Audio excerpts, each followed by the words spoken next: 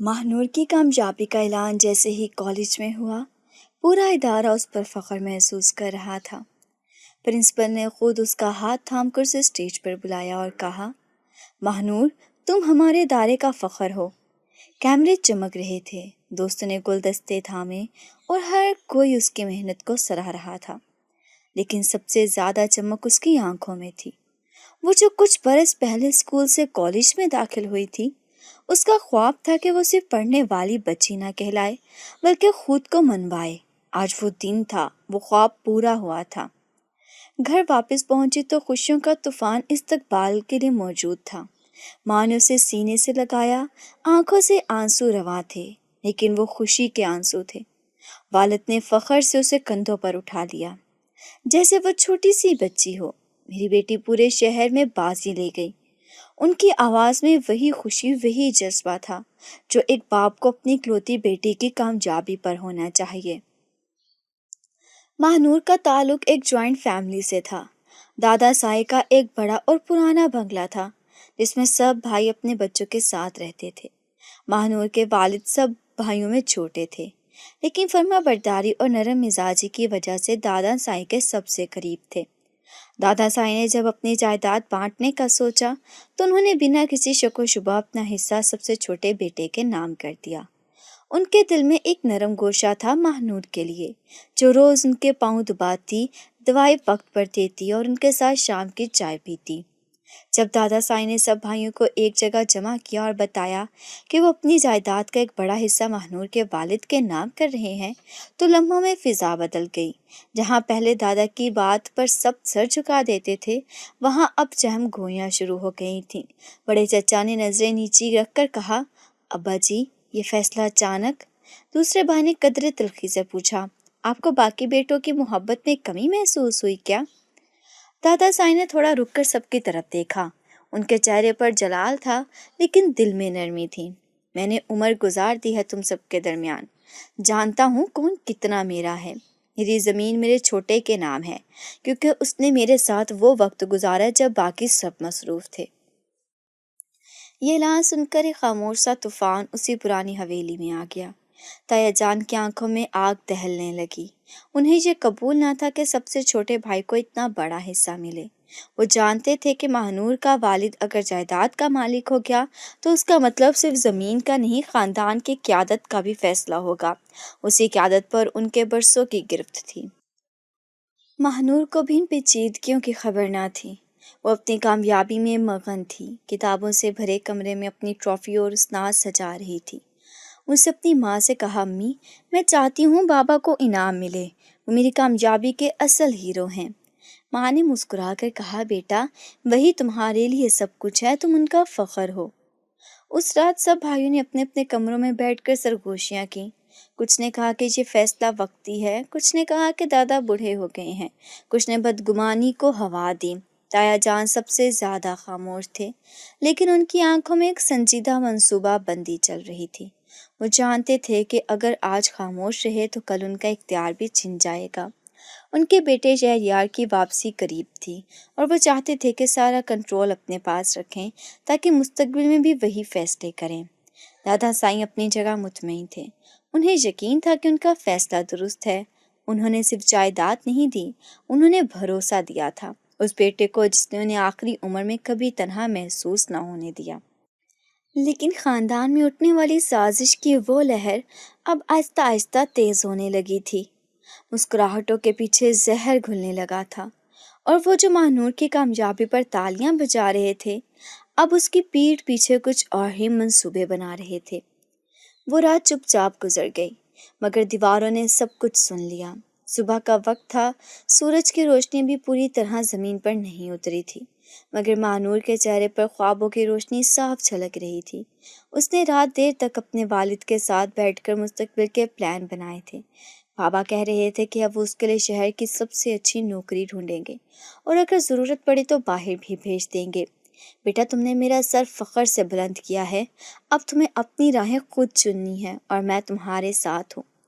لیکن صبح جب فون کی گھنٹی بجی اور ماہنور کی ماں نے اسے اٹھایا تو چند لمحوں میں وہ سب کچھ بدل گیا۔ آپ کے شوہر کا ایکسیڈنٹ ہو گیا ہے، پلیز جلدی اسپتال پہنچیں۔ آواز کانپ رہی تھی اور الفاظ جیسے خنجر بن کر کانوں میں اترے۔ ہسپتال پہنچنے سے پہلے ہی ایمبولینس گھر پہنچ چکی تھی۔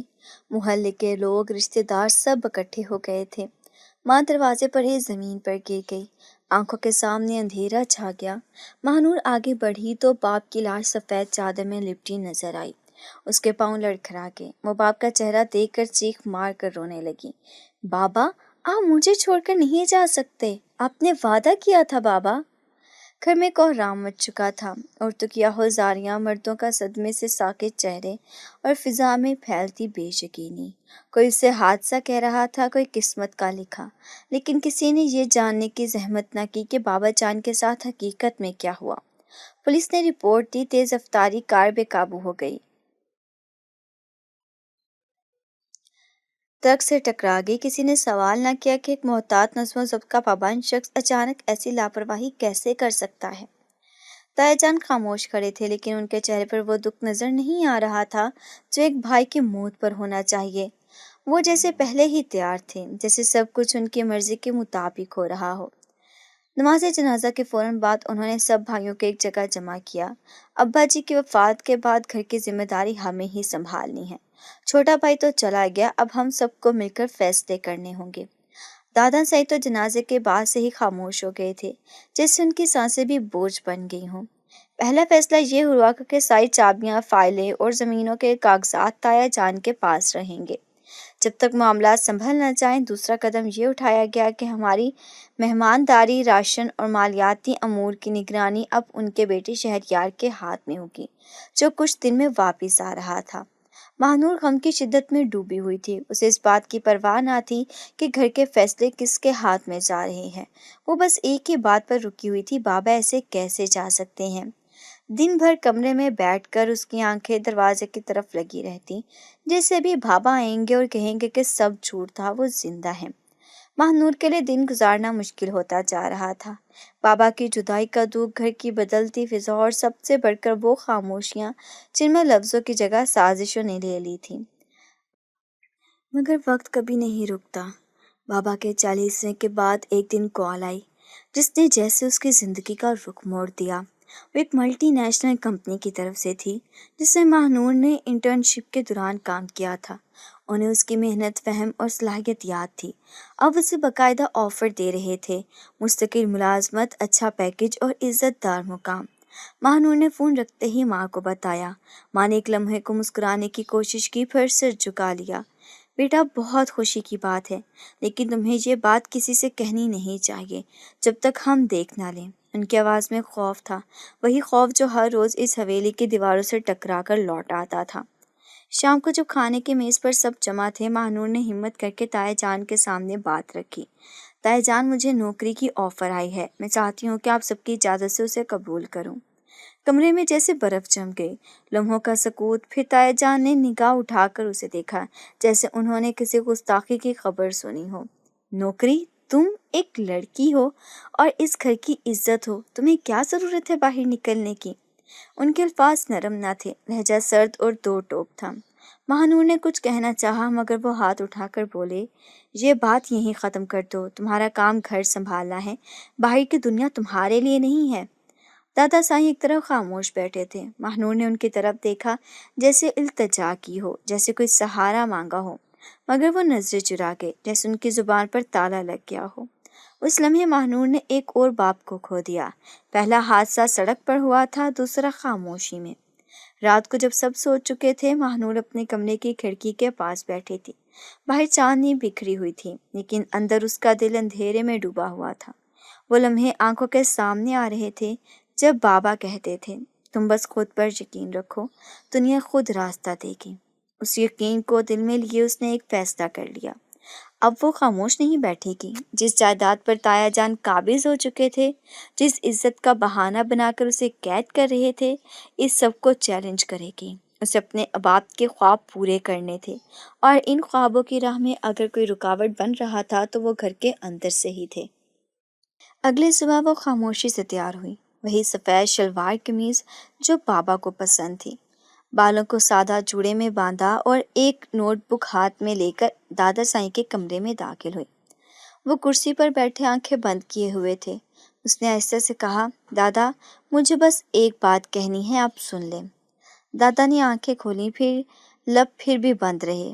دادا، اگر بابا کے بعد کوئی ان کے خوابوں کو زندہ رکھ سکتا ہے تو وہ میں ہوں۔ میں جانتی ہوں یہ گھر آپ کا ہے، آپ کا حکم آخری ہوتا ہے، لیکن میں بھی آپ کی ہی پوتی ہوں۔ کیا میری زندگی پر میرا کوئی اختیار نہیں؟ دادا سائی نے کچھ لمحوں کے لیے اس کی طرف دیکھا، ایک نمی سی آنکھوں میں تیرنے لگی، لیکن پھر وہ نگاہ جھکا گئے۔ اس کے دل میں درد کی ایک نئی لہر اٹھی۔ وہ جان گئی تھی اس گھر میں مردانگی کا مطلب صرف طاقت ہے، احساس نہیں۔ جب وہ کمرے سے نکلی تو اس کے چہرے پر وہ لڑکی نہیں تھی جو 2 دن پہلے بابا کی موت پر بکھر گئی تھی۔ وہ آنکھیں اب یقین سے چمک رہی تھیں، تائے جانے اس کا راستہ روکا، کہاں جا رہی ہو؟ مہانور نے نظر اٹھا کر دیکھا، وہیں جہاں میری قابلیت مجھے بھلاتی ہے۔ یہ گھر آپ کا ہو سکتا ہے لیکن میری زندگی صرف میری ہے۔ تائے نے آگے بڑھ کر ہاتھ پکڑنا چاہا مگر مہانور پیچھے ہٹ گئی۔ اب اگر کسی نے میرے راستے میں ہاتھ ڈالا تو میں صرف بیٹی یا پوتی نہیں، انسان بن کر جواب دوں گی۔ وہ سیدھی کمرے میں گئی، دراز سے بابا کی ڈائری نکالی اور اس پرس میں رکھ لیا۔ اس میں ایک جملہ لکھا تھا، اگر تم حق پر ہو تو کبھی جھکو مت، چاہے ساری دنیا مخالف ہو جائے۔ مہانور نے خود سے وعدہ کیا، اب وہ جھکے گی نہیں، اب وہ حق کے لیے لڑے گی۔ بغاوت کی شروعات ہو چکی تھی، خاموش مگر پختہ۔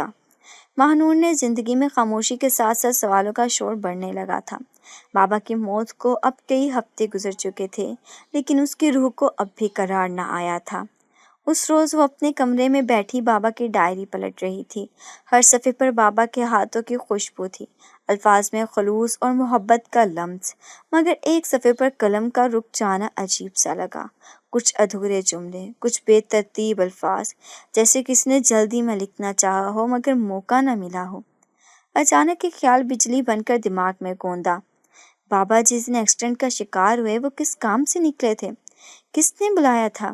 کیا وہ یوں ہی نکل گئے تھے یا کسی نے مجبور کیا تھا؟ یہ سوال برسوں سے کسی نے نہیں پوچھا تھا۔ سب نے اسے ایک حادثہ مان کر خاموشی اوڑھ لی تھی، لیکن مانور اب خاموش رہنے والوں میں سے نہیں تھی۔ اگلے ہی لمحے اس نے بابا کے آفس کا نمبر ڈھونڈا، جو ایک پرانی ڈائری میں درج تھا، وہی جگہ جہاں بابا نے سالوں نوکری کی تھی۔ فون کان سے لگاتے وقت اس کے ہاتھ کانپ رہے تھے، لیکن دل میں ایک مضبوطی تھی۔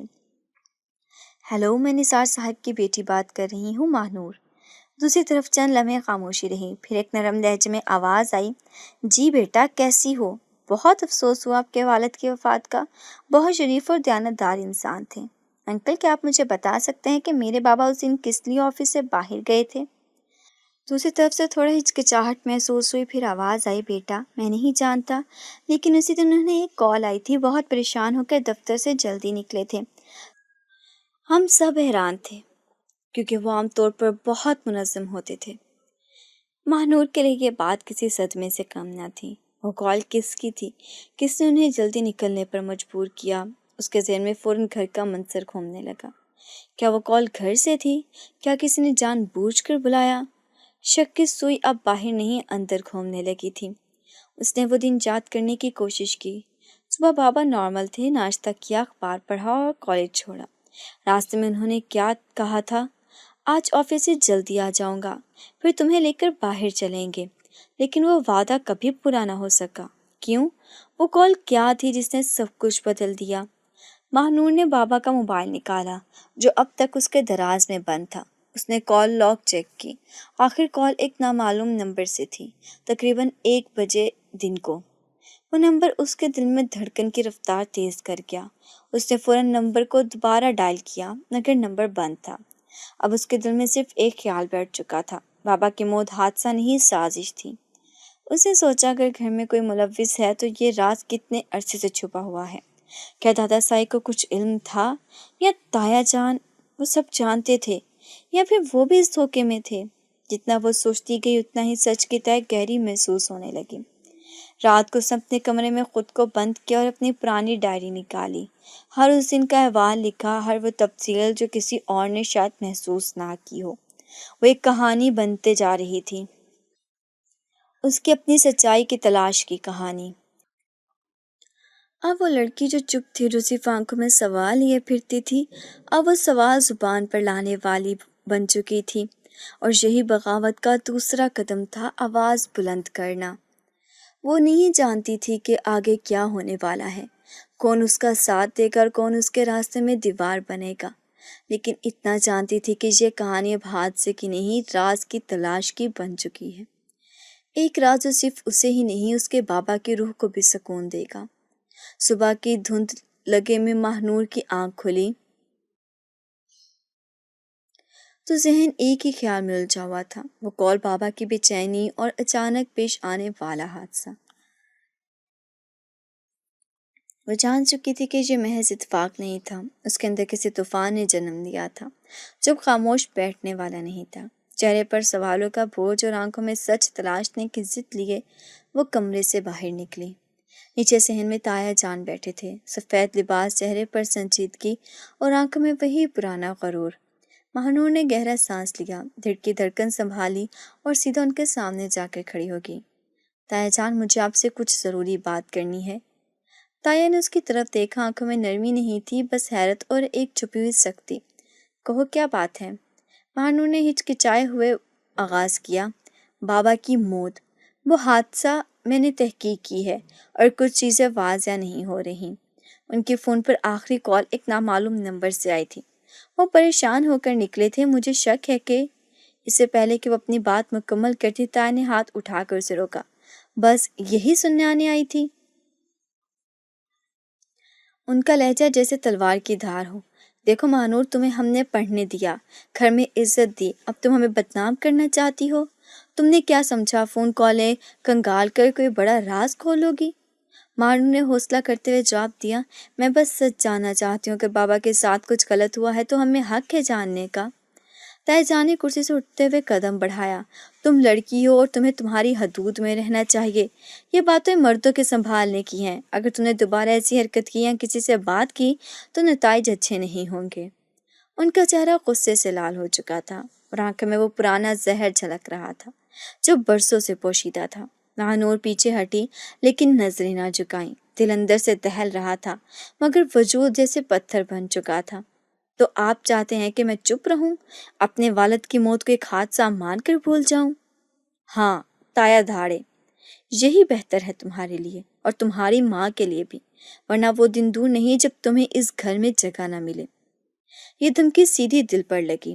یہ وہی مرد تھا جو کبھی مہمانوں کے سامنے شفقت سے اس کے سر پر ہاتھ رکھتا تھا اور آج اسے اپنی زبان بند رکھنے کا حکم دے رہا تھا۔ ماہنور نے خاموشی سے ان کی طرف دیکھا اور واپس پلٹ گئی۔ اگلے چند دن اس نے ہر شخص کا رویہ نوٹ کیا۔ تایا جان کی نظریں اب زیادہ سخت تھیں، کچھ ملازم ان سے نظریں چرا کر بات کرتے اور دادا سائیں پہلے سے زیادہ خاموش ہو چکے تھے، جیسے اس کے اندر کا کوئی حصہ مر چکا ہو۔ ماہنور نے اپنی ماں سے بات کرنے کی کوشش کی مگر انہوں نے ڈری ہوئی نظروں سے صرف اتنا کہا، بیٹا جو ہو گیا اسے بھول جا، ہمیں سکون سے جینا ہے۔ سکون؟ کیا یہ سکون تھا؟ خوف میں لپٹی ہوئی خاموشی اور سچ کو دفنانا؟ ماہنور کے لیے یہ جینا نہیں تھا۔ شہر کی فضا میں خزاں کی ایک خاص نمی تھی۔ جو شہر یار واپس آیا، کئی سال بعد تعلیم مکمل کر کے، دنیا دیکھی ہوئی آنکھوں اور غرور سے بھرے لہجے کے ساتھ۔ وہ وہی شہریار تھا جس کے بچپن کی شوخی میں ماہنور نے اپنے دن گزارے تھے، لیکن اب وہ دونوں ایک دوسرے کے لیے اجنبی بن چکے تھے۔ شہریار کے واپس آتے ہی حویلی کی ہوا بدلی۔ تایا جان کے چہرے پر اطمینان کی لہر تھی، جیسے کوئی بچھڑا ہوا مہرہ دوبارہ ہاتھ آ گیا ہو۔ اس سے استقبال بڑی شان سے کیا گیا۔ گلے ملتے ہوئے تایا نے صرف اتنا کہا، اب تم آ گئے ہو، اب سب سنبھال لو۔ شہریار نے سب سے ملاقات کی لیکن ماہنور کو اس نے سرسری سا سلام کیا اور پھر نظر چرا لی۔ اس کا انداز سرد اور اجنبی تھا، جیسے وہ کسی فرض کی ادائیگی کر رہا ہو یا کسی زبردستی کی واپسی۔ ماہنور نے بھی کوئی دلچسپی نہ دکھائی، اس کے لیے اب تعلقات کی بنیاد صرف سچ اور جھوٹ پر تھی، اور شہریار جس کے باپ پر وہ شک کر چکی تھی، اس سے ہمدردی کی امید رکھنا بیوقوفی تھی۔ 2 دن بعد تایا جان نے ایک اعلان کیا، ہم نے فیصلہ کیا ہے کہ ماہنور کی شادی شہریار سے ہوگی۔ وہ اب یتیم ہے اور یہ ہمارا فرض ہے کہ اسے سہارا دیں۔ یہ خبر بجلی بن کر گری۔ صحن میں بیٹھے تمام چہروں پر حیرت اور چپ لگ گئی، لیکن سب سے زیادہ خاموشی ماہنور کی تھی۔ وہ بس تایا جان کا چہرہ دیکھتی رہی۔ ان کے الفاظ میں ہمدردی سے زیادہ حساب تھا۔ وہ یتیمی کا ذکر نہیں جائیداد کا فائدہ سوچ رہے تھے۔ ماہنور کی ماں نے ہمت کی اور کہا، بھائی صاحب یہ اتنا بڑا فیصلہ ہے، بیٹی کی مرضی بھی تو پوچھ لیں۔ تایا نے آنکھیں تنگ کر کے جواب دیا، ہم جو فیصلہ کرتے ہیں وہ سب کے بھلے کے لیے ہوتا ہے، اور شہریار بھی کوئی غیر نہیں، ان دونوں کی شادی پر کسی کو اعتراض نہیں ہونا چاہیے۔ شہریار یہ سب سن کر حیران تھا۔ اس نے فوراً اپنے کمرے میں جا کر دروازہ بند کر لیا۔ وہ بھی شادی کے لیے تیار نہیں تھا، اسے مجبور کیا جا رہا تھا۔ اسے اندازہ ہو چکا تھا کہ اس سب کے پیچھے اصل مقصد کیا ہے۔ ماہنور اس رات چپ چاپ بابا کی تصویروں کے سامنے بیٹھی رہی۔ اس کی آنکھوں میں سوال تھا، کیا اب میری زندگی بھی کسی سودے کا حصہ ہے؟ کیا میری مرضی کی کوئی حیثیت نہیں؟ اگلے دن نکاح کی تیاری شروع ہو گئی۔ سفید چادر، مہندی اور مصنوعی خوشیاں، سب کچھ جیسے تایا جان کی مرضی سے ترتیب دیا گیا تھا۔ ماہنور کی ماں خاموش تھی، ان کی آنکھ میں بے بسی اور تھکن تھی۔ وہ اپنی بیٹی کی خوشی چاہتی تھی، لیکن حالات نے ان کے اختیار کو چھین لیا تھا۔ نکاح کے دن شہریار نے آخری بار تایا جان سے بات کرنے کی کوشش کی۔ تایا ابو، یہ سب کچھ بہت تیزی سے ہو رہا ہے، کیا آپ واقعی چاہتے ہیں کہ میں ایک ایسی شادی کروں جو زبردستی ہو؟ تایا نے کندھے پر ہاتھ رکھا، بیٹا یہ صرف شادی نہیں، ذمہ داری ہے، اس گھر کو سنبھالنے کے لیے تمہیں آگے آنا ہوگا، اور یہ تمہارا فرض ہے۔ شہریار خاموش ہو گیا۔ شاید اس کے دل میں کہیں یہ بات بیٹھ چکی تھی کہ اب اسے بولنے کا حق نہیں، صرف ماننے کا فرض رہ گیا تھا۔ نکاح ہو گیا۔ مولوی کے سوال پر دونوں نے راضی نہ ہوتے ہوئے بھی ہاں کہی، اور وہ ایک کاغذ پر دو دستخط، دو انسانوں کی تقدیروں کو جوڑ کے۔ کمرے کا دروازہ بند ہوتے ہی سناٹا گہرا ہو گیا۔ باہر سب مہمان جا چکے تھے، چراغ بجھنے لگے تھے اور اندھیرے کی لپٹ اندر اترنے لگی تھی۔ شہریار آہستہ آہستہ قدم رکھتا ہوا اندر داخل ہوا۔ چہرہ اسپاٹ، آنکھوں میں غصہ اور جسم میں عجیب بے چینی تھی۔ وہ نکاح کی رسم کے دوران ہی ذہنی طور پر الجھا ہوا تھا، لیکن اب اس لمحے جب وہ اور ماہنور کے ایک ہی کمرے میں تھے، سب کچھ اور بھی زیادہ بوجھل لگ رہا تھا۔ سامنے بیڈ پر سفید جوڑے میں بیٹھی ماہنور ساکت تھی، بالوں میں گجرے تھے، چہرے پر تھکن اور بیزاری۔ وہ اس لمحے کو کبھی نہیں چاہتی تھی، نہ اس جگہ کو، نہ اس رشتے کو۔ شہریار کا کمرے میں داخل ہونا جیسے ہوا میں زہر گھول گیا تھا۔ وہ سیدھا جا کر سامنے کھڑا ہو گیا۔ مجھے یہ سب نہیں چاہیے تھا۔ میں نے کسی سے محبت کی تھی اور میرے باپ نے مجھے یہاں باندھ دیا جیسے کوئی سودے کی چیز ہو۔ اس کے لہجے میں حقارت تھی اور نگاہوں میں غصہ۔ ماہنور نے سر اٹھا کر اس کی طرف دیکھا۔ اور مجھے لگتا ہے کہ تم بول رہے ہو میں نے بھی یہ سب نہیں چاہا تھا، لیکن شاید ہم دونوں کے چاہنے نہ چاہنے کا کوئی مول نہیں، ہم صرف مہروں کی طرح چلے ہیں۔ شہریار تیز قدموں سے اس کے قریب آیا۔ میں تمہیں آزاد کر دیتا ہوں، تم بھی یہی چاہتی ہو نا؟ طلاق؟ ماہنور کا دل دھڑکنے لگا، لیکن چہرے پر کوئی تاثر نہ آیا۔ یہ تمہاری مرضی ہے یا تمہارے باپ کی پلاننگ کا اگلا قدم؟ شہریار کا چہرہ تن گیا۔ وہ آگے بڑھا، قریب آ کر اس نے غصے سے اس کی کلائی پکڑنی چاہی، لیکن لمحہ بھر میں ماہنور نے کھڑی ہوئی اور اس کے چہرے پر ایک زوردار تھپڑ رسید کر دیا۔ کمرے میں گونج پیدا ہوئی، ایک ایسا سکوت جس میں صرف تھپڑ کی باز گشت باقی رہ گئی۔ شہریار چند لمحے کچھ بول ہی نہ سکا، ہاتھ چہرے پر لے گیا اور ساکت کھڑا رہ گیا۔ ماہنور کی آنکھوں میں خوف نہیں تھا، صرف نفرت اور وہ درد تھا جو برسوں سے خاموش میں جمع ہو چکا تھا۔ تم نے سوچا تم ایک الفاظ سے سب ختم کر دو گے، طلاق کا کھیل کھیل کر مجھے توڑ دو گے؟ اس کے الفاظ میں لرزش نہیں، دھڑکن نہیں، بس ایک جلتی ہوئی چنگاری تھی۔ تم مجھ پر غصہ کر رہے ہو، اس نکاح پر جو تمہارے باپ نے زبردستی کروایا، اس سودے پر جو تم دونوں نے طے کیا۔ تمہیں طلاق دینی ہے، دے دو، لیکن یہ بات یاد رکھنا، تم نے میرے باپ کو دفن ہوتے دیکھا ہے، میری مرضیاں دفن ہوتی دیکھی ہیں، اب میں خود کو دفن نہیں ہونے دوں گی۔ شہریار کی آنکھیں بدلنے لگیں، تھپڑ نے اس کی روح کو جھنجھوڑ دیا تھا۔ شہریار جو ابھی تک تھپڑ کی ذلت کو ہضم نہ کر سکا تھا، آنکھوں میں سلگتی ہوئی آگ لے کمرے میں چکر کاٹ رہا تھا۔ اس کا غرور زخمی تھا، انا روندی گئی تھی، اور وہ اپنی بے بسی کا بدلہ کسی نہ کسی سے لینا چاہتا تھا۔ بدقسمتی سے یہ بدلہ لینے کے لیے اس کے سامنے صرف ماہنور موجود تھی۔ تم سمجھتی ہو تم نے تھپڑ مار کر جیت لیا؟ اس نے کرسی کو زور سے ٹھوکر ماری۔ میں وہ شخص نہیں جس سے کوئی لڑکی یوں ذلیل کر کے بچ نکلے۔ ماہنور چپ چاپ کھڑی رہی، اس کے چہرے پر اب بھی وہی سختی تھی، لیکن دل کی دھڑکن جسے ہر لمحہ چیخ رہی تھی۔ وہ جانتی تھی یہ رات عام رات نہیں ہوگی۔ شہریار نے غصے میں آ کر اس کا ہاتھ پکڑا اور جھنجھوڑا۔ جو طلاق مانگ رہی تھی وہ بھی نہیں دوں گا اور عزت بھی نہیں دوں گا۔ تمہیں پتہ چلے گا کہ رشتہ جب زبردستی ہو تو وہ کیسا دکھ دیتا ہے۔ وہ پوری رات چیختا رہا، چیزیں توڑتا رہا، اور جب جذبات کی شدت حد پار کر گئی تو اسے زبردستی زمین پر دھکیل کر اپنی طاقت کا مظاہرہ کرنے لگا۔ اس نے اس پر کوئی وار جسمانی تکلیف کے لیے نہیں کیا، بلکہ روح کو روندنے کے لیے۔ ہر لفظ، ہر حرکت ماہنور کے وجود کو کاٹتی چلی گئی، لیکن وہ چپ رہی، ساکت، بے آواز، جیسے پتھر بن گئی ہو۔ وہ کسی چیخ، کسی التجا، کسی آنسو کے ساتھ اس کے ہاتھوں کو طاقت نہ دینا چاہتا تھا۔ اس کی مزاحمت تھی، خاموش لیکن مکمل۔ صبح کی روشنی جب کھڑکی سے اندر داخل ہوئی، شہریار کمرے کے کونے میں بیٹھا سانسیں درست کر رہا تھا۔ وہ خود بھی ہار چکا تھا لیکن ماننے کو تیار نہ تھا۔ ماہنور زمین پر لیٹی، بازو پر نیل، ہونٹ پر زخم اور آنکھوں میں سچائی کے ساتھ بے نیاز پڑی تھی۔ اس نے آہستہ سے آنکھیں کھولیں اور ایک ہی جملہ کہا، ظلم کرنے والے جیتا نہیں کرتے۔ چند دن بعد گھر میں سب کچھ معمول کے مطابق چلنے لگا، جیسے کچھ ہوا ہی نہ ہو، لیکن ماہنور کا رویہ بدل چکا تھا۔ اب وہ گھر کے کاموں سے ہٹ کر ہر کونے پر نظر رکھنے لگی تھی۔ اس کے اندر اب وہ خالی پن نہ رہا جسے کوئی دبا سکے۔ اب وہ ایک مقصد کے ساتھ جاگتی اور چپ چاپ اس کا مشاہدہ کرتی۔ ایک دوپہر جب تایا جان کے کمرے میں چائے لے کر جا رہی تھی، دروازہ آدھ کھلا تھا۔ اندر سے تایا جان اور ان کا دوست کچھ کاغذات پر بات کر رہے تھے۔ یہ بینک بیلنس بھی شفٹ ہو چکا اور جو جائیداد نثار کے نام تھی وہ بھی شہریار کے نام آ گئی ہے۔ بس دستخط کروا لینے ہیں ماہنور سے، باقی سب قابو میں ہے۔ ماہنور کے قدم رک گئے، دل کی دھڑکن جیسے رک گئی ہو۔ اس کے والد کا نام، وہی زمین جس پر بابا فخر کرتے تھے، وہ اب ایک سازش کا شکار ہو چکی تھی۔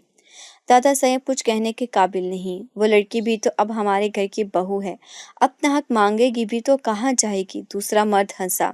ماہنور نے چپ چاپ قدم پیچھے کھینچے اور کمرے سے دور ہو گئی، لیکن اندر ایک طوفان اٹھ چکا تھا۔ جو شک اس کے دل میں تھا وہ اب یقین میں بدل چکا تھا۔ وہ جان چکی تھی یہ صرف زبردستی کی شادی نہیں تھی، یہ اس کی زندگی اور وراثت پر قبضے کی ایک مکمل منصوبہ بندی تھی۔ باپ کی موت، جائیداد کی منتقلی اور پھر یہ نکاح، سب کچھ مربوط سازش تھی۔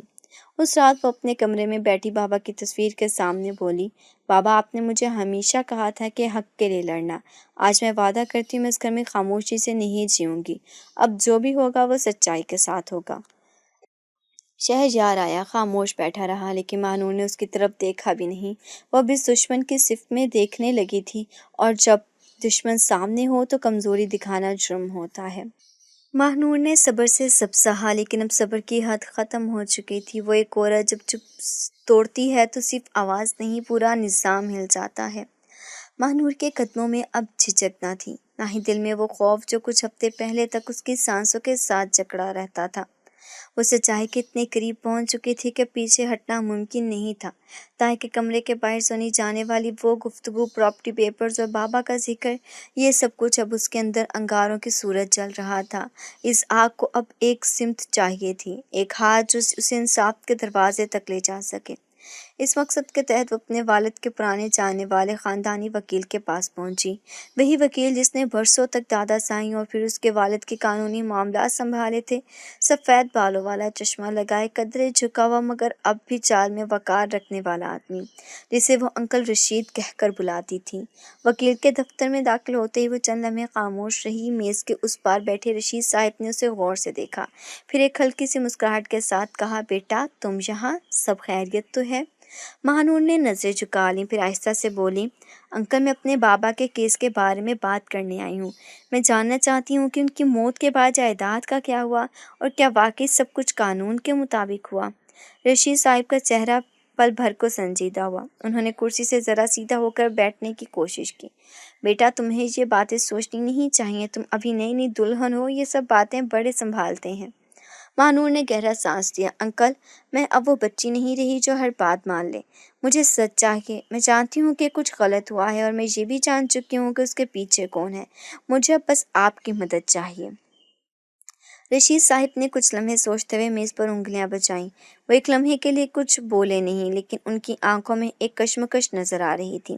آخر کار وہ بولے، بیٹا کچھ باتیں ایسی ہوتی ہیں جو کہنے سے دل بوجھل ہو جاتا ہے اور سننے والے کی دنیا بدل جاتی ہے۔ ماہنور نے ان کی طرف دیکھا، میری دنیا تو پہلے ہی بدل چکی ہے انکل، اب مجھے سچائی کے سوا کچھ نہیں چاہیے۔ رشید صاحب نے گہرا سانس لیا، کرسی سے اٹھے، فائلوں کے ایک پرانے ڈھیر سے ایک مخصوص سرخ رنگ کی فائل نکالی، میز پر رکھی اور آہستہ سے کہا، یہ فائل تمہارے والد کی جائیداد سے متعلق ہے۔ تمہارے والد نے اپنی زندگی میں اپنے نام تمام قانونی کاغذات دستخط کروا لیے تھے، لیکن ان کی موت کے فوراً بعد تمہارے تایا جان نے کچھ دباؤ ڈال کر اور دادا سائیں کی بیماری کا فائدہ اٹھا کر ایک نئی وصیت تیار کروائی۔ اس وصیت میں تمہارے والد کے حصے کو شہریار کے نام منتقل کر دیا گیا۔ ماہنور کا جسم لرز اٹھا۔ لیکن یہ کیسے ممکن ہوا؟ بیٹا، تمہارے تایا نے تمہارے والد کی حساسی موت کے بعد فوری طور پر عدالت میں یہ دعویٰ کیا کہ تمہارے والد نے اپنے حصے کی زمین انہیں سونپ دی تھی۔ دادا سائیں کی خاموشی نے اس جھوٹ کو سچ بنا دیا۔ مجھے مجبور کیا گیا کہ میں یہ کاغذات تیار کروں۔ مجھے کہا گیا کہ اگر میں نے زبان کھولی تو میری لائسنس کینسل کروا دیا جائے گا۔ ماہنور نے آنکھوں میں آنسو روکتے ہوئے کہا، اور بابا کی موت، کیا وہ بھی صرف حادثہ نہیں تھا؟ رشید صاحب کی آنکھوں میں ایک سایہ سا اتر آیا۔ نہیں بیٹا، وہ حادثہ نہیں تھا۔ میں نے خود پولیس کی پرانی رپورٹ دیکھی تھی جس میں واضح تھا کہ گاڑی کے بریک کٹے ہوئے تھے، مگر وہ رپورٹ بھی دب گئی۔ کسی نے بہت اوپر تک ہاتھ پھیلائے تھے۔ ماہنور کے قدم جسے زمین میں کر گئے، وہ خاموش ہو گئی، صرف آنکھوں سے آنسو بہنے لگے جو برسوں کی تکلیف، بے بسی اور دھوکے کا نچوڑ تھی۔ رشید صاحب نے آہستہ سے اس کے ہاتھ پر ہاتھ رکھا۔ مجھے معاف کر دو بیٹا، میں کمزور ہو گیا تھا، لیکن اب اگر تم لڑنا چاہو تو میں تمہارے ساتھ ہوں۔ ہر قدم، ہر عدالت، ہر قانون تمہارا ساتھ دے گا۔ ماہنور نے سر اٹھایا، اس کی آنکھوں میں ایک نئی روشنی تھی، ایک نئی جنگ کا اعلان۔ میں لڑوں گی انکل، اب جو کچھ میرے باپ کے ساتھ ہوا اس کا حساب ہوگا، اور جو لوگ اس حادثہ کہہ کر چپ رہے وہ بھی سچ سنیں گے۔ وہ فائل اٹھا کر واپس پلٹی، اس کے قدم اب پہلے سے زیادہ مضبوط تھے۔ وہ جانتی تھی کہ یہ لڑائی آسان نہ ہوگی، لیکن اب وہ تنہا نہیں تھی۔ اس کے ساتھ سچ تھا، ثبوت تھا، اور ایک عزم جو وقت کی ہر دیوار گرا سکتا تھا۔ جب وہ حویلی کے گیٹ سے اندر داخل ہوئی تو دیواروں کی دہلیز پر رک کر بابا کی تصویر کو دل میں یاد کیا اور کہا، آپ کی بیٹی اب جاگ چکی ہے، اب کوئی آپ کی زمین، آپ کا حق، آپ کی میراث چھین نہیں سکے گا۔ غمگین سکوت حویلی کی دیواروں پر چھایا ہوا تھا، لیکن اندر کہیں ایک طوفان جمع ہو رہا تھا۔ ماہنور خاموشی سے کمرے میں داخل ہوئی۔ ہاتھ میں وہ سرخ فائل تھی جو اس کے والد کے خون کی قیمت تھی، جو اس کے خاندان کی بربادی کا اصل سبب تھی۔ ہر قدم کے ساتھ اس کے اندر برسوں کا درد اور سچائی تیزی سے اچھل رہی تھی۔ دادا سائیں اپنے مخصوص کمرے میں بیٹھے تھے، کمزور بدن، کمزور دل، اور آنکھوں میں ہمیشہ کی طرح وہی سناٹا۔ تایا جان سامنے بیٹھے اخبار کے صفحات الٹ رہے تھے، جیسے دنیا کی کوئی خبر ان سے زیادہ اہم ہو۔ ماہنور نے کمرے میں داخل ہوتے ہی فائل میز پر پٹک دی۔ آواز گونجی جیسے کئی برسوں کی چپ ایک جھٹکے سے ٹوٹ گئی ہو۔ یہ وہ سچ ہے جسے آپ سب نے چھپایا اور میں نے نکال لیا۔ تایا نے چونک کر اس کی طرف دیکھا۔ کیا بدتمیزی ہے یہ، تمہیں کوئی تہذیب نہیں؟ ماہنور نے 2 قدم آگے بڑھ کر آنکھوں میں آنکھیں ڈال کر کہا، تہذیب تب تک خوبصورت لگتی ہے جب انصاف سلامت ہو، جب رشتے دیانت دار ہوں، لیکن جب باپ قتل کر دیا جائے اور بیٹی کو خاموش کرا دیا جائے، وہاں تہذیب کی زبان نہیں، سچ کی تلوار چلتی ہے۔ دادا سائیں نے لرزتے ہاتھوں سے فائل اٹھائی اور جیسے جیسے صفحات پلٹتے گئے ان کی آنکھوں کی نمی بڑھتی گئی۔ وہ اپنی سانسیں سنبھالتے رہے، لیکن اندر جیسے ہر لفظ ایک وار بن کر ان کے دل پر لگتا گیا۔ ماہنور نے آواز بلند کی، میرے بابا کی بریک کاٹنے والا کون تھا؟ کس نے ان کی زندگی چھینی؟ کس نے ان کے نام کی جائیداد 40 دستخطوں سے اپنے بیٹے کے نام کروائی؟ کس نے وہ جھوٹا وصیت نامہ بنوایا؟ تایا کی زبان جیسے بند ہو گئی، چہرہ زرد اور پیشانی پر پسینے کی لکیر۔ یہ سب جھوٹ ہے، یہ فائل جعلی ہے۔ ماہنور نے ہاتھ میں وہ دستاویزات لہراتے ہوئے کہا، یہ سب رجسٹرڈ ہیں، قانونی مہریں، دستخط، پولیس کی رپورٹ، وکیل کا اعتراف، سب کچھ اصل ہے۔ جھوٹ تو وہ کہانیاں تھیں جو آپ نے میرے باپ کی قبر پر کھڑی کی۔ دادا سائیں نے ایک زور کی خانسی کی، ہاتھ سینے پر رکھا اور چیئر سے گرنے لگے۔ شہریار جو دروازے پر آ چکا تھا دوڑ کر آگے بڑھا، دادا دادا۔ کمرے میں کوہرام مچ گیا تھا، سب لوگ دوڑے، لیکن دادا کی سانسیں ٹوٹ چکی تھیں، سینہ ہلتا رہا، آنکھیں بند ہو گئیں، اور ساتھ ہی وہ خاموشی جو برسوں سے ان کے ارد گرد پھیلی ہوئی تھی ہمیشہ کے لیے دفن ہو گئی۔ ماہنور پیچھے ہٹ گئی، اس کی آنکھوں میں آنسو تھے، لیکن وہ آنسو کسی کمزوری کا نشان نہ تھے، وہ ایک عہد کی تکمیل تھی۔ وہ جانتی تھی دادا سائیں نے آخرکار سچ دیکھا، اور شاید وہی ان کے دل کا بوجھ تھا جو جان لے گیا۔ شہریار اپنے دادا کی لاش کے پاس بیٹھا آنسو بہا رہا تھا، لیکن اس کی نظریں بار بار اپنے باپ کی طرف جا رہی تھیں۔ تائے جان کا چہرہ اب اسپاٹ تھا، کوئی رد عمل نہیں، کوئی پشیمانی نہیں۔ ماہنور نے دھیرے سے کہا، شہریار، اب تمہیں جان لینا چاہیے کہ تمہارے باپ نے کیا کھویا ہے اور ہمیں کیا سہنا پڑا۔ شہریار اٹھا اور سیدھا تائے جان کے سامنے آ کھڑا ہوا۔ کیا یہ سب سچ ہے؟ کیا واقعی آپ نے دادا کے دستخط جعلی بنوائے، بابا کے حصے پر قبضہ کیا؟ تائے جان نے نظر چرا لی، لیکن اب انکار کی گنجائش باقی نہ تھی۔ تو آپ نے میرے دادا کو شرمندہ کر کے مار دیا، میرے چچا کو دفن کر کے اپنا بیٹا طاقتور بنایا اور مجھے ایک ایسی شادی میں دھکیل دیا جو صرف زمین خریدنے کا ذریعہ تھی۔ شہریار کی آواز درز رہی تھی، لیکن وہ چیخنے نہیں لگا، کیونکہ وہ صدمے کی اس منزل پر تھا جہاں الفاظ کم پڑ جاتے ہیں۔ آپ میرے باپ نہیں ہو سکتے، کیونکہ باپ عزت دیتا ہے، سازش نہیں کرتا۔ تائے جان کے چہرے پر اب ویرانی تھی، جیسے ہر لفظ ایک پتھر بن کر گر رہا ہو۔ ماہنور خاموشی سے کھڑی رہی، اس کے چہرے پر اب ایک سکون تھا، جیسے برسوں کے پیاس کو پہلی بار پانی ملا ہو۔ سچ بول دیا کیا تھا، اور جس حویلی میں جھوٹ کی بنیاد پر محل کھڑے کیے گئے تھے، وہ آج زمین بوس ہو چکے تھے۔ شہر کی گلیوں میں اندھیرا پھیل رہا تھا، لیکن اس حویلی کے اندر ایک انقلاب برپا ہو چکا تھا۔ یہ انقلاب کاغذوں پر نہیں، دلوں میں ہو آیا تھا، اور سب سے پہلے اس نے شہریار کا دل چیر کر رکھ دیا تھا۔ وہ جان چکا تھا کہ اس کی محبت، اس کا رشتہ، اس کا خاندان، سب کچھ جھوٹ کی بنیاد پر کھڑا تھا، اور سچ نے آج سب کچھ جلا کر راکھ کر دیا تھا۔ فضا میں سرد ہوا چل رہی تھی، مگر ماہنور کے دل میں کچھ اور ہی موسم تھا، ایک ایسا موسم جس میں زخم بھرنے لگے تھے مگر نشان باقی تھے۔ دادا سائیں کی وفات کے بعد گھر میں خاموشی چھا گئی تھی۔ وہی گھر جو برسوں شور، روب اور سازشوں سے گونجتا رہا، اب ایک سناٹے کی گرفت میں تھا۔ ماہنور کی ماں جو ہر ظلم پر خاموش رہیں، جو اپنی بیٹی کی اذیتیں چپ چاپ دیکھتی رہیں، آج وہ ایک فیصلہ کر چکی تھی۔ انہوں نے برسوں سے جمع کی ہوئی تکلیف، صبر اور بے بسی کو ایک طرف رکھ دیا تھا۔ وہ جانتی تھی کہ سچائی سامنے آ چکی ہے اور اب انصاف مل چکا ہے، لیکن دلوں کی دراریں صرف انصاف سے نہیں بھرتی، وہاں معافی کی ضرورت بھی ہوتی ہے۔ ایک صبح وہ سب کے سامنے آئی، سر پر سفید دوپٹہ، چہرے پر خاموش وقار، اور ان کی آنکھوں میں آنسو نہیں تھے، لیکن ان کا لہجہ برسوں کا درد اپنے اندر سموئے ہوئے تھا۔ میں نے سب کچھ دیکھ لیا، سب کچھ سہ لیا، میرا شوہر مجھ سے چھین لیا گیا، میری بیٹی پر ظلم ہوا، میرے خاندان نے مجھے خاموشی کی زنجیروں میں جکڑے رکھا، لیکن آج میں یہ زنجیر توڑ رہی ہوں۔ سب لوگ خاموش تھے۔ تائے جان کرسی پر جھکے بیٹھے تھے، ان کے چہرے پر شرمندگی صاف دکھائی دے رہی تھی۔ شہریار دروازے کے پاس کھڑا تھا، نگاہیں جھکی ہوئی، دل بھاری۔ میں تم سب کو معاف کرتی ہوں، وہ بولی، اس لیے نہیں کہ تم سزا کے لائق نہیں تھے، بلکہ اس لیے کہ میری بیٹی کو نفرت میں جلتے نہیں دیکھنا چاہتی۔ میں چاہتی ہوں اپنے دل سے وہ بوجھ اتار دے جو برسوں کا تھا۔ ماہنور اپنی جگہ ساکت کھڑی تھی، اس کی ماں کی باتوں نے جیسے اندر سے کوئی گرہ کھولی ہو۔ اس نے ماں کی طرف دیکھا جنہوں نے زندگی بھر کمزور دکھائی دی تھی، آج وہی عورت سب سے مضبوط نظر آ رہی تھی۔ تائے جان نے آہستہ سے سر اٹھایا، آنکھوں میں نمی، چہرے پر ٹوٹے ہوئے غرور کا عکس۔ بھابھی، میں اس لائق نہیں کہ آپ مجھے معاف کریں، میں نے جو کیا وہ گناہ سے کم نہیں۔ میں نے ایک بیٹے کو وراثت دی لیکن انسانیت چھین لی، میں نے ایک بھائی کو مار ڈالا لیکن خود کو کبھی معاف نہیں کر سکا۔ وہ اٹھے اور لڑکھڑاتے قدموں سے شہریار کے پاس گئے۔ بیٹا، میں تمہیں اپنی قسم دیتا ہوں ماہنور کے ساتھ وہ سلوک کرنا جو میں اپنی بیٹی کے ساتھ بھی نہ کر سکتا۔ میں نے تمہیں دولت دی، اختیار دیا، لیکن اب میں تمہیں ایک امانت دے رہا ہوں، اس کی عزت، اس کا حق، سب کچھ تمہارے ذمہ ہے۔ شہریار کا دل جیسے بند مٹھی کی طرح کھلنے لگا۔ اس نے باپ کی کمزوری، پچھتاوے کو پہلی بار دیکھا تھا، اور وہ لمحہ جب باپ نے بیٹے کو قسم دی، وہ کسی وراثت کا وعدہ نہیں تھا، بلکہ ایک گناہ کا کفارہ تھا۔ شہریار نے آہستہ سے سر ہلایا۔ بابا، میں وعدہ کرتا ہوں، نہ صرف آپ سے بلکہ خود سے بھی، میں وہ سب درست کرنا چاہتا ہوں جو بگاڑا گیا۔ ماہنور نے یہ سب سنا مگر کچھ کہا نہیں۔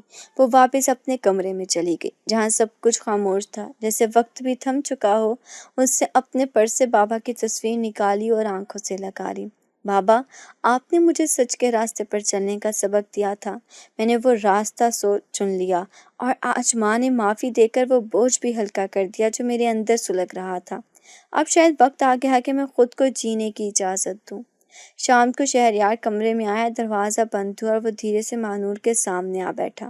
کچھ لمحے خاموشی رہی، پھر اس نے نرمی سے کہا، میں نے ہمیشہ تمہیں غلط سمجھا، کبھی تمہارے غصے کو گستاخی، کبھی تمہاری خاموشی کو ضد، لیکن آج میں جانتا ہوں تم مجھ سے زیادہ مضبوط ہو۔ ماہنور نے اس کی بات پر نظریں جھکائیں، پھر آہستہ سے کہا، سچائی انسان کو مضبوط بنا دیتی ہے، اور ظلم سہنے والا اگر خاموش رہ جائے تو وہ صرف کمزور نہیں، خطرناک بھی ہو سکتا ہے۔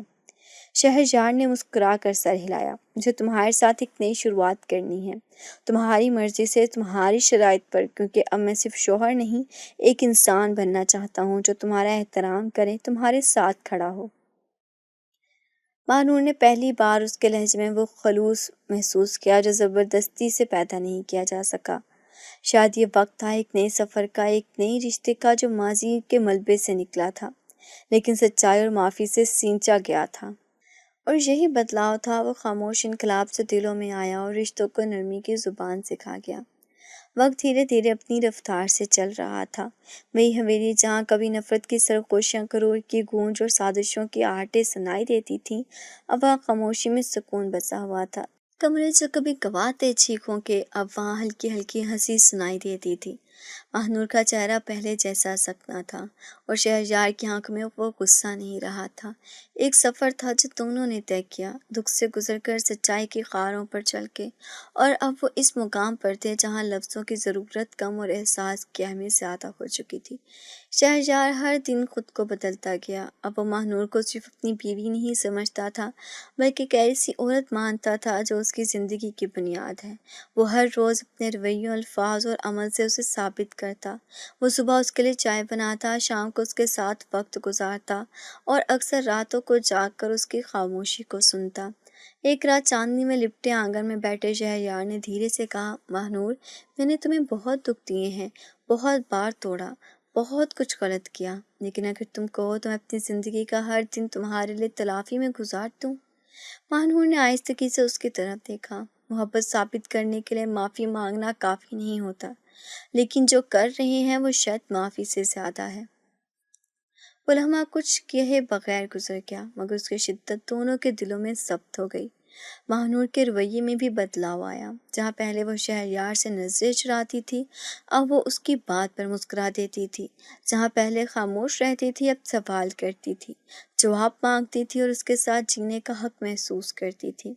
وقت گزرتا گیا اور محبت کا یہ سفر ایک خوبصورت سنگ میل پر پہنچا، جب ماہنور نے اسے بتایا کہ وہ ماں بننے والی ہے۔ یہ خبر صرف ایک خوشی نہیں تھی، بلکہ ایک نئی زندگی کی علامت تھی، ایک نئے سفر کا آغاز، ایک نئے آغاز کا وعدہ، ایک ایسی نشانی کہ ظلم، نفرت اور تکلیف کے باوجود محبت زندہ رہتی ہے۔ شہریار نے جب سنا، وہ دیر تک چپ رہا، پھر ماہنور کے قدموں میں بیٹھ کر اس کے ہاتھ چومے۔ شکریہ، تم نے مجھے وہ دیا جس کا میں شاید اہل بھی نہ تھا، ایک نیا موقع، ایک نیا رشتہ، اور اب ایک نئی زندگی۔ ماہنور کی آنکھوں میں نمی آ گئی، لیکن اس بار وہ آنسو دکھ کے نہیں، قبولیت کے تھے۔ ان مہینوں میں شہریار نے ایک پل کے لیے بھی ماہنور کو اکیلا نہیں چھوڑا۔ وہ ہر ڈاکٹر کی اپائنٹمنٹ پر اس کے ساتھ گیا، ہر رات جب ماہنور بے آرام ہوتی وہ جاگتا رہا، اس کے لیے پانی لاتا، سر دباتا، اور کبھی کبھار صرف بیٹھ کر اسے دیکھتا رہتا۔ اور جب شادی کے 1.5 سال بعد ان کے ہاں بیٹے کی پیدائش ہوئی تو وہ کمرہ جہاں کبھی چیخیں گونجتی تھیں، اب ایک ننھے کی کلکاریاں گونج رہی تھیں۔ اس بچے نے صرف ایک جوڑے کی زندگی میں نہیں، پوری حویلی میں خوشی اور نئی امید کا رنگ بھر دیا تھا۔ ماہنور نے بیٹے کو سینے سے لگاتے ہوئے شہریار کی طرف دیکھا۔ میں چاہتی ہوں ہمارا بیٹا وہ سچ، وہ عزت اور وہ محبت سیکھے جو ہمیں بہت دیر سے ملی۔ شہریار نے اس کے ہاتھ تھامے، میں وعدہ کرتا ہوں وہ ایک ایسا انسان بنے گا جو کبھی کسی کو آنکھیں نیچی کرنے پر مجبور نہ کرے گا۔ ماہنور کی ماں کی آنکھوں میں چمک تھی۔ وہ تائے جان جنہوں نے اپنی آخری عمر خاموش اور کفارے میں گزاری، وہ بھی اس بچے کو سینے سے لگا کر آنسو بہا بیٹھے۔ گھر میں زندگی کی ایک نئی لہر دوڑ چکی تھی، اور یہ لہر ان تمام گھٹن زدہ دیواروں کو دھو چکی تھی جو برسوں سے اندر سانسیں روکے کھڑی تھیں۔ ماہنور اور شہریار اب صرف شوہر بیوی نہیں تھے، وہ زندگی کے ساتھی بن چکے تھے۔ وہ محبت جو زبردستی کے نکاح میں دفن کر دی گئی تھی، اب وہ خود ہی آگ گئی تھی۔